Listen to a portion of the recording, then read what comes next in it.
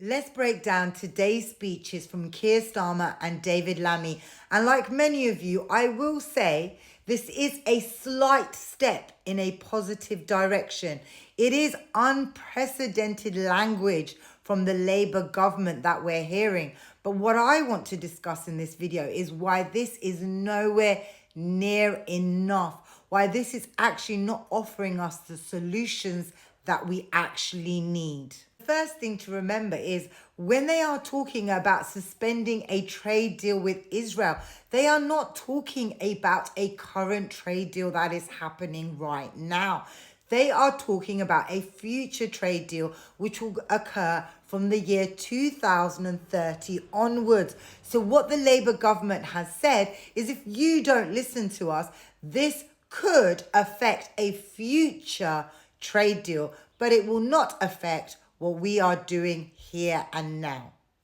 What that means is that Labour will continue to allow parts for F-35 jets to be shipped from the UK to Israel. Now, these F-35 jets drop 2,000-pound bombs on innocent civilians in the Gaza Strip. And the UK is okay with that continuing. They are also okay with the surveillance flights that leave Cyprus, fly over Gaza, the surveillance flights that offer that information to the Israeli state. So yes, these will still continue. David Lammy has only gone as far as to say that he wants to have a conversation with the ambassador of Israel and has summoned her to come for these discussions. There has been no mention of expelling her or imposing serious sanctions on Israel.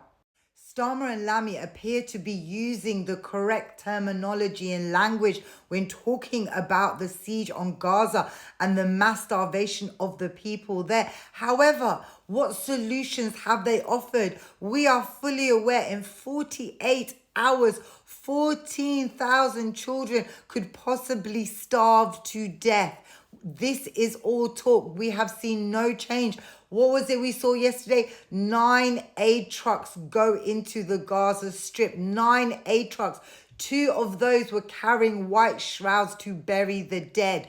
Those trucks could not even feed 1,000 people that are starving in Gaza. We need hundreds, if not thousands of trucks to go in immediately. I do believe that Tory MP, yes, Tory MP, Kit Malhouse might have hit the proverbial nail on the head when he said Israel does not give a damn about what you're saying right now. What we need is concrete action. We need to save Palestinian lives right now.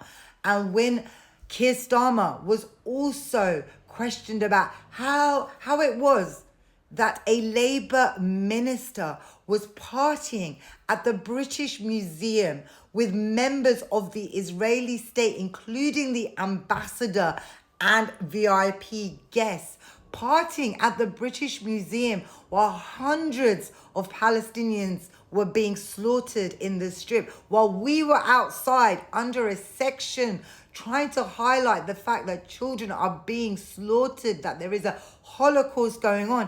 Labour ministers were inside partying with the settler colonial state of Israel.